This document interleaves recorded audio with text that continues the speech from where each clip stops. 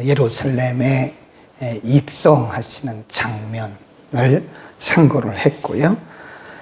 시기적으로 보면 그것이 주일입니다. 주일. 그리고 11절을 보면 예수께서 예루살렘에 이르러 성전에 들어가사 모든 것을 둘러보시고 때가 이미 저물매 12제자를 데리시고 베다니에서 뭐 했다고 그래요? 나갔다고요. 그러니까 주일날 저녁에 나가신 거예요. 그리고 오늘 12절 요거는 시기적으로 보면 월요일입니다.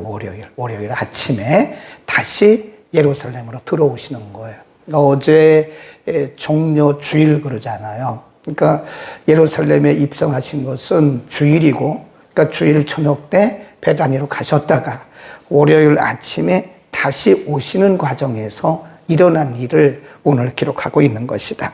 12절에 보면 이튿날 그랬잖아요. 이튿날, 그게 월요일입니다. 거기다 월요일이라고 써놓으면 돼요. 이튿날 저희가 베다니에서 나왔을 때에 예수께서 시장하신지라 멀리서 잎사귀, 여기서 잎사귀가 풍성하네요. 무화과 나무를 보시고 그 나무에게 무엇이 있을까 하여 가셨더니 가서 보신즉 잎사귀 외에 아무것도 없더라 그랬어요. 그리고 14절에 보면 예수님께서 그 나무를 저주하십니다. 이제부터 영원토록 사람이 내게서 열매를 따먹지 못하리라 그랬어요. 그러니까 월요일날 예루살렘으로 들어가시는 과정에 예수님이 배가 고프셨다 그랬어요. 시장하셨다. 그래서 길 옆에 보니까 아주 잎이 굉장히 무성한 무화과 나무가 있어서 혹시는 아니죠. 사실은 원래는 그렇게 잎이 무성하면 당연히 열매가 무성해야 되죠. 그러니까 예수님이 기대죠. 예수님께서 기대를 하시고 잎이 이렇게 무성하니까 여기는 분명히 열매가 있을 거다라고 예수님이 기대를 하고 가셨는데 잎만 무성했지 열매가 없었다. 그거를 우리는 뭐라고 그러냐? 하나님의 기대라고 합니다. 하나님은 우리 각 사람을 향하신 기대치가 있어요. 기대치. 저를 향하신 하나님의 기대치가 다르고 여러분 각자를 향하신 기대치가 다릅니다. 모든 사람에게 똑같은 건 아니에요. 목사이니까 저는 목사에게 하나님의 기대하시는 기대치가 아마 클 겁니다. 그 여러분들은 목사는 아니잖아요. 그러니까 여러분들은 여러분 나름대로의, 물론 그 직분에 따라서 그런 건 아닐 거예요. 하나님께서 각 사람의 직분이나 나이나 또 신앙의 경력이나 하나님께서 주신 은사나 하나님이 주신 축복이나 막 이런 것들에 비례해서 하나님께서 우리들에게 기대하는 기대치가 있습니다. 우리가 항상 알아야 할 것은 하나님께서 우리에게 은혜를 주시잖아요. 은혜를 주신 것은, 은혜란 말은 선물이란 뜻이거든요. 하나님이 우리를 은혜를 주시는 것은 우리가 탁월해서 그런 게 아니에요. 하나님의 기대치. 우리는 그걸 뭐라고 하냐면 미션. 그것을 사명이라고 그래요. 사명. 하나님께서 우리에게 은혜를 주시고 은사를 주시고 또 여러 가지 복을 주실 때는 하나님의 기대치가 있다는 거예요. 기대치.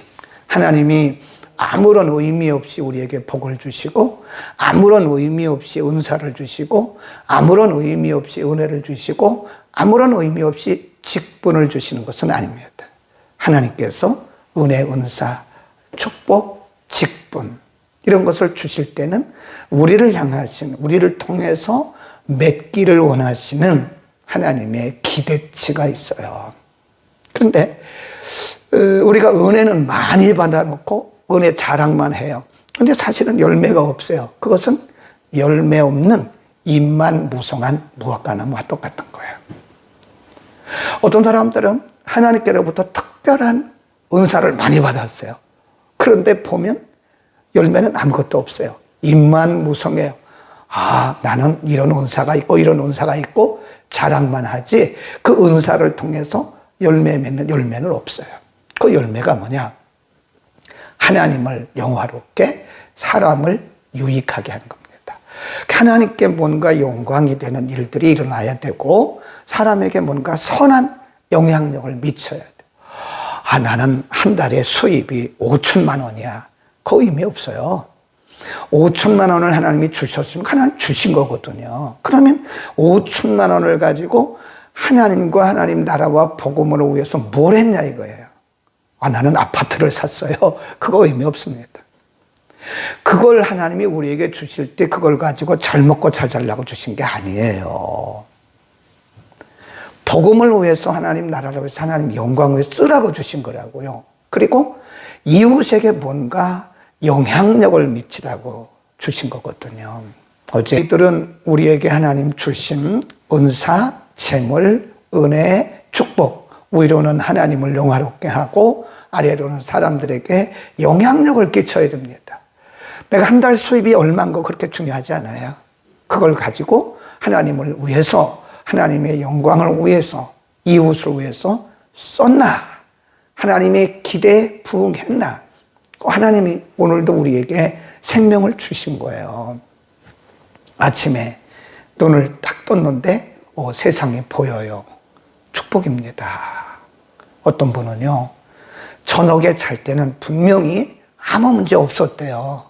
근데 아침에 일어나니까 눈은 떴는데 세상이 안 보이는 거예요. 암흑인 거예요.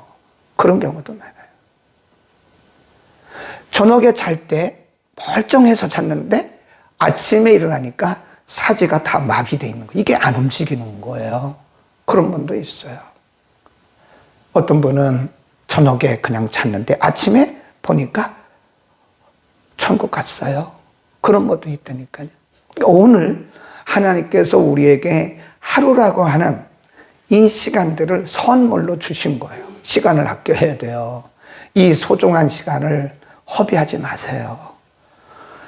하나님께서 오늘이라고 하는 한 날을 우리에게 선물로 주셨는데 오늘 이 시간들을 하나님의 영광을 위해서 그리고 복음을 위해서 하나님 나라 확장을 위해서 이웃에게 복음의 영향력을 끼치기 위해서 우리는 오늘 뭔가 영향력을 미쳐야 됩니다. 열매를 맺어. 내일은 올 수도 있고 안 올 수도 있어요. 내일을 기대하지 마세요. 성경이 뭐라고 그랬어요? 내일 일은 아무도 알 수가 없다. 그러니까 오늘 우리는 하나님이 주신 선물로 생각하고 두 가지를 꼭 기억하시고 하나님의 기대에 부응하는, 그래서 열매 맺는 여러분 그리고 제가 되기를 바랍니다.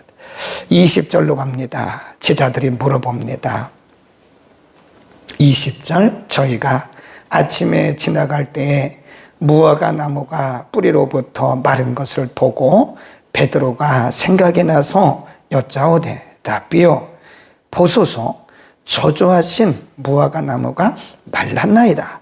예수께서 대답하여 저희에게 이르시되 하나님을 믿으라. 무화과 나무를 저주하신 데는 여러 가지 의미가 있어요. 앞부분에서는 하나님의 기대치를 가르치신 것이고요. 제자들이 물어봤을 때는 예수님은 믿음을 가르쳤어요. 믿음. 거기 보면 하나님을 믿으라. 22절.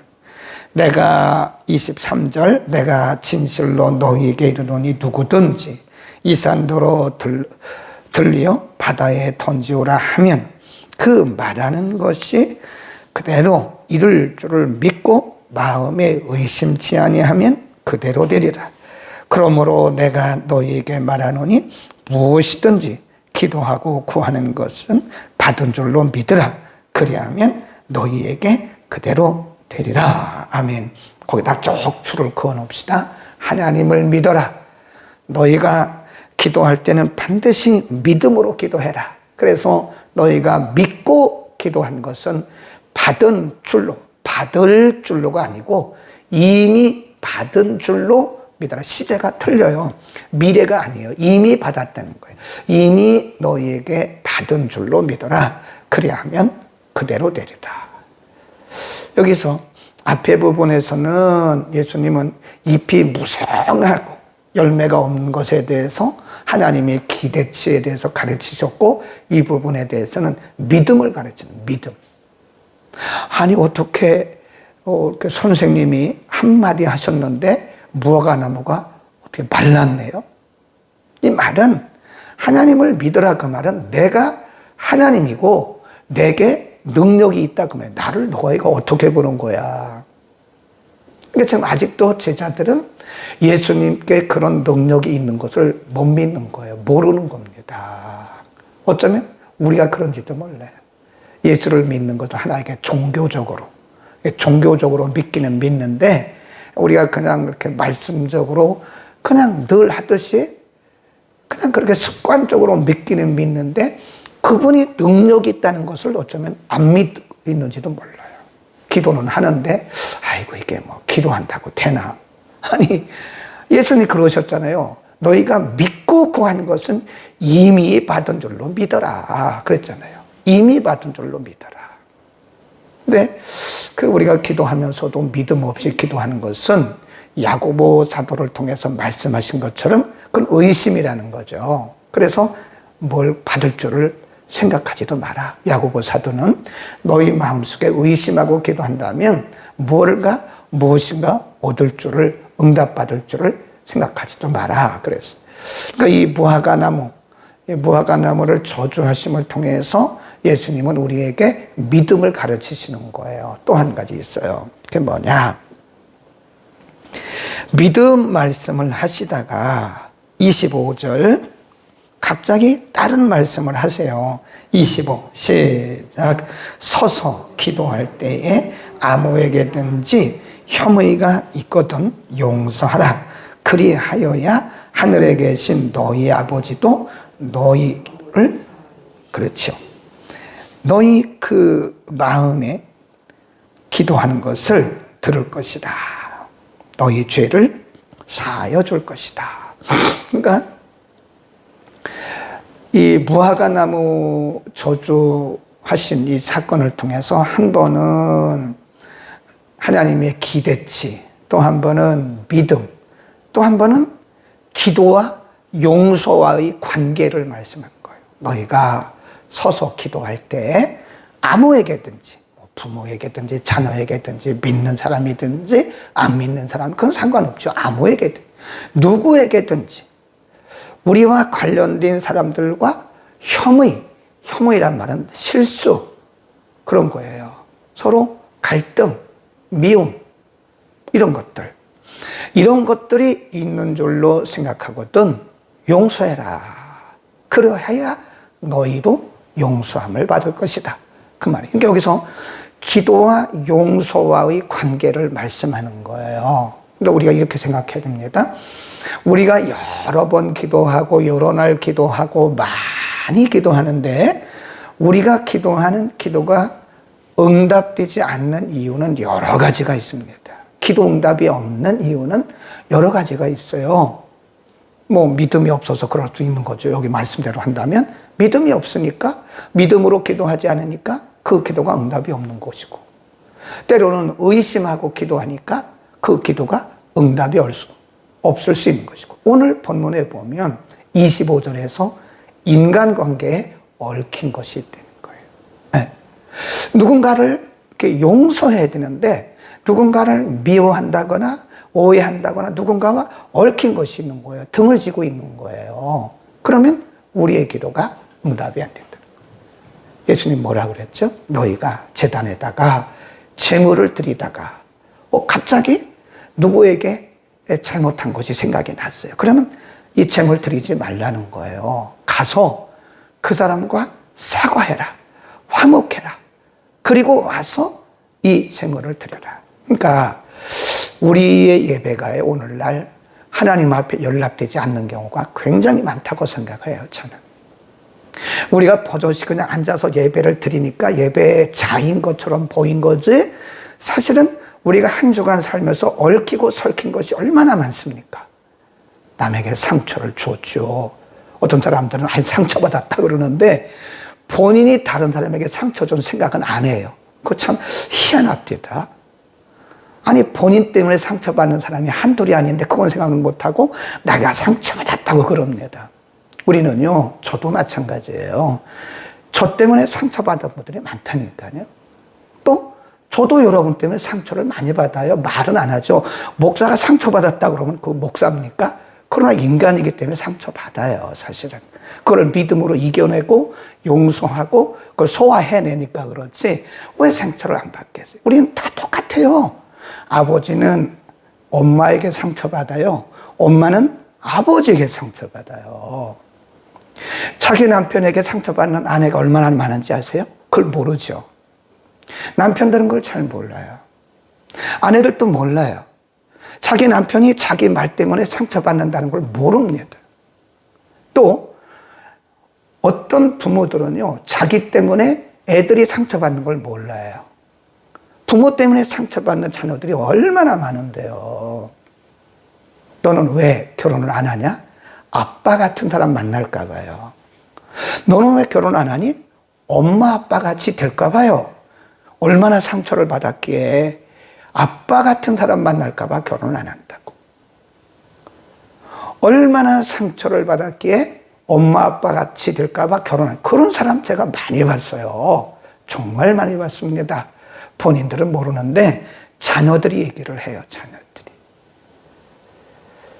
그러니까 우리는 서로 상처를 주고받는다니까요. 근데 그것이 해결이 돼야 돼요. 물론 근본적인 해결은 어떻게 되겠습니까? 단 우리가 서로 용서를, 직접 용서 못하면 마음으로라도 용서를 하고 예배를 드리라는 거예요. 일주일 동안 살면서 우리가 다른 사람에게 얼마나 상처를 주었습니까? 비난하고 불평하고 이러면서 버젓이 앉아가지고 예배를 드린다고요. 그리고 우리는 예배자라고 생각하는 거예요. 아닙니다. 우리 생각을 잘해야 돼요. 서로 간에 그냥 상처 주고받고 아주 그런데 상처 투성이인데 예배 드리기 전에 일찍 와서, 제가 그러잖아요. 항상 예배 드리기 일찍 와서 회개하고 예배 드리라고. 회개도 안 하고 11시 넘어가지고 그냥 막 와가지고 아무런 준비 없이 예배를 드리니 그 예배가 은혜가 되겠으며 그 예배가 하나님 앞에 상달이 된다고 생각하십니까? 저는 아니라고 생각합니다. 여기 그랬잖아요. 서서 너희가 기도할 때에 누구에게 혐의가 있는 줄 생각나거든 용서하라는 거예요. 그래야 너희의 죄도 용서받는다. 예수님 가르쳐 주신 주기도에 뭐라고 그래요? 우리가 우리의 죄를, 우리에게 죄 지은 자를 사하여 준 것 같이 우리의 죄를 용서해. 그걸 반대로 해보세요. 우리가 우리에게 죄 지은 자를 용서해 주지 않으면 우리의 죄도 용서를 못 받는다는 거예요. 근데 얼마나 심각한 문제인지 우리가 아십니까? 우리 깊이 생각해야 돼요. 우리의 기도가 왜 응답이 안 되지? 아, 누군가 지금 내가 등을 지고 있구나. 내가 누군가를 미워하고 있구나. 내가 누군가에게 상처를 주고 있구나. 그러면서도 나는 그에게 미안하다 소리 안 하고 서로 그에게 가서 서로 화목하지 못했구나. 이런 문제를 우리가 한번 생각해 봐야 돼요. 상달이 안 되고 우리의 죄도 용서가 안 될 경우. 그러니까 그 생각 잘 하셔야 돼요. 우리가 우리에게 죄 지은 자를 용서하여 준 것처럼 우리의 죄를 용서하여 주옵소서. 아멘. 하나 걸어가신 우리 아버지, 오늘 열매 없는 잎만 무성하고 열매 없는 무화과나무 비유를 통해서 우리 각자를 향하신 하나님의 기대치가 있음을 다시 한번 깨달았습니다. 하나님 우리에게 건강 주시고 생명 주시고 은혜 주시고 은사 주시고 복 주신 것은 우리 혼자만 사용하라고 한 것이 아니라 위로는 하나님의 영광과 아래로는 사람들에게 선한 영향력을 미치라고 하신 줄로 믿습니다. 무화과나무 저주한 사건을 통해서 제자들에게 하나님을 믿으라고 말씀하시고 너희가 믿고 구한 것은 이미 받은 줄로 믿으라고 말씀하셨습니다. 하나님, 우리가 믿음 없이 기도했던 것들을 용서하시고 이제부터는 하나님을 믿고 믿음으로 기도하는 우리 모두가 되게 하여 주옵소서. 또 말씀하시기를 너희가 서서 기도할 때에 아무에게든지 혐의가 있는 것이 생각이 나거든 서로 화목하고 또 사과하라고 용서하라고 말씀하셨습니다. 우리 주님 가르쳐 주시기를 우리가 우리에게 죄 지은 자를 사하여 준 것 같이 우리의 죄를 사하여 달라고 기도하라고 말씀하셨습니다. 하나님, 우리가 수없이 기도했던 기도의 제목 중에 응답되지 않는 기도의 제목이 있다면 어쩌면 누군가 우리가 얽힌 것이 있는 줄을 생각하고 먼저 화목하고 용서하고 화목한 관계에서 기도하는 화평한 관계에서 기도함으로 응답받는 우리 모두가 되게 하여 주옵소서. 하나님, 우리는 죄 많은 사람들이고 실수 많은 사람들이기 때문에 너나 할 것 없이 서로 상처를 주고받습니다. 하나님, 우리가 서로 돌아보면서 서로 상처받은 것에 대해서 상처 준 것에 대해서 서로 용서하고 또 하나님 앞에 회개하고 그래서 우리의 신앙관계가 하나님과 막힘이 없도록 우리 모두에게 은혜를 더하여 주옵소서. 예수 그리스도의 이름으로 기도드립니다.